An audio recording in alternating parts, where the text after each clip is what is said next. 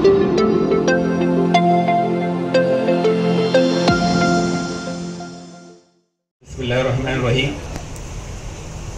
मोहतरम बैरिस्टर असदुद्दीन ओवैसी साहब, तमाम उलमा-ए-किराम, शुरकाए मोहतरम, मुझे इस बात का पूरा एहसास है कि सदर मजलिस होने के नाते ही नहीं बल्कि मुल्क की पार्लियामेंट में इस पहलू से उनका कोई मुतबादिल नहीं है और लॉ मेकर भी हैं, बैरिस्टर भी हैं, इसलिए उनके सामने बिल के जो प्रपोजल्स हैं उस पर बात करना ये शायद समझदारी का तकाजा कम से कम मेरे लिए नहीं होगा। हिदायत पर एक दो बातें सिर्फ मैं कहकर अपनी जगह लूँगा 2 मिनट में। पहली बात तो ये है कि मैंने जो थोड़ी सी चीज़ें समझने की कोशिश की तो ये वक्फ एसेट जो है वो मुल्क के तीसरा बड़ा एसेट नहीं बल्कि 5वां बड़ा एसेट है। यानी एक तो आता है आपका डिफेंस का, नेचुरली होगा, डिफेंस का सिस्टम है, रेलवे का इतना नेटवर्क रेलवे का है, लेकिन सिर्फ 2 मिनिस्ट्रीज नहीं, ऐसी सैकड़ों मिनिस्ट्रीज। तो सर्वे रिपोर्ट के मुताबिक यूनियन गवर्नमेंट की मिनिस्ट्रीज का उसका जो एसेट है वो भारत का सबसे बड़ा एसेट है। दूसरा डिफेंस है, तीसरा रेलवे है, चौथा कैथोलिक चर्च है। मैंने ये तरतीब इस्तेहाल से जिक्र कर रहा हूँ कि यहाँ जो हुकूमत है वो हुकूमत के बारे में ये वजाहत करने की ज़रूरत नहीं है कि उनका पस मंज़र और बैकग्राउंड क्या है और मुसलमानों के बारे में उनकी सोच क्या है। ये जो इस्लाम और मुस्लिम दुश्मनी है वो मुसलमानों को टारगेट करने का उनको पॉलिटिकल हरबा है। अगर उनको रिलीजियस एनिमिटी सिर्फ मुसलमानों से नहीं बल्कि ईसाइयों से भी है, लेकिन ईसाई जो है आलमी सतह पर उतने कमज़ोर और यतीम नहीं है जितनी मिलत इस्लामिया है। यानी वक्फ से 3 गुना एसेट अगर सिर्फ कैथोलिक चर्च के पास है तो चर्च से भी उनको दायर है, लेकिन चर्च की सरपरस्ती अमेरिका, यूरोप ये ममालिक करते हैं। हमारी सरपरस्ती जो ममालिक करते हैं उनका पासबान भी अमेरिका और यूरोप है। इसलिए हमको अपनी लड़ाई खुद लड़नी है और हुकूमत के इस पस मंज़र में लड़नी है। दूसरी बात यह है कि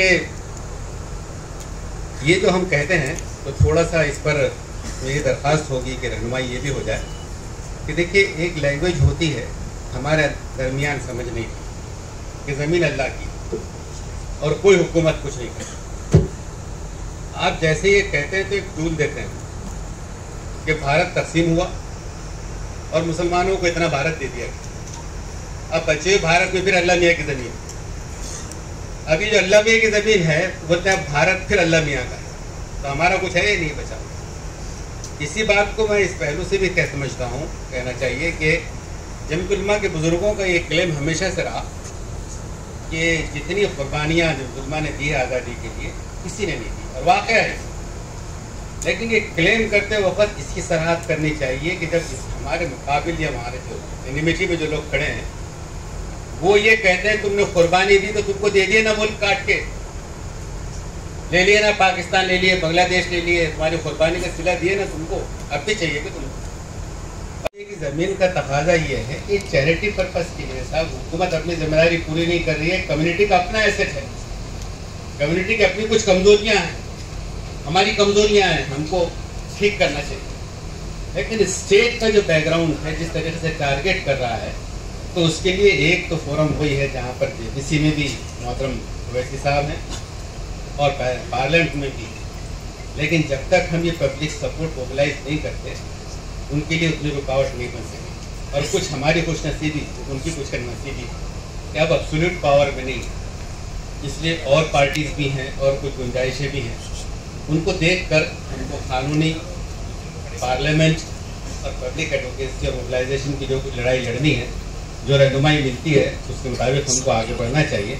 लेकिन मेरी दरख्वास्त ये थी कि चाहे आप अल्लाह की ज़मीन कहें, चाहे हुकूमत का तनाज़ुब कहें, और उसमें वो सिर्फ मुसलमानों को टारगेट करते हों, एक पॉलिटिकल पस मंज़र है और वो एक लंबी लड़ाई चाहता है।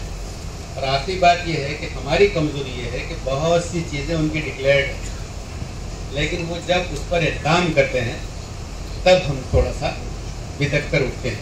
जैसा बात आई इम्तियाज साहब ने कहा मदारिस की, अब मदारिस यूपी में बुलडोजर चल, यूपी में बर्खास्त हो रहा ना, आसाम में बर्खास्त हो रहा, महाराष्ट्र में थोड़ी हो रहा। अरे महाराष्ट्र में इसलिए नहीं हो रहा, कभी उनकी कैफियत नहीं है पॉलिटिकल। जब नहीं है तो आज हम क्या कर सकते हैं, ये हमारे पास प्रोग्राम नहीं है। ये हमारी शायद सबसे बड़ी कमजोरी है कि जो चैलेंजेस सामने हैं उसको वक्त पर हम समझना नहीं चाहते।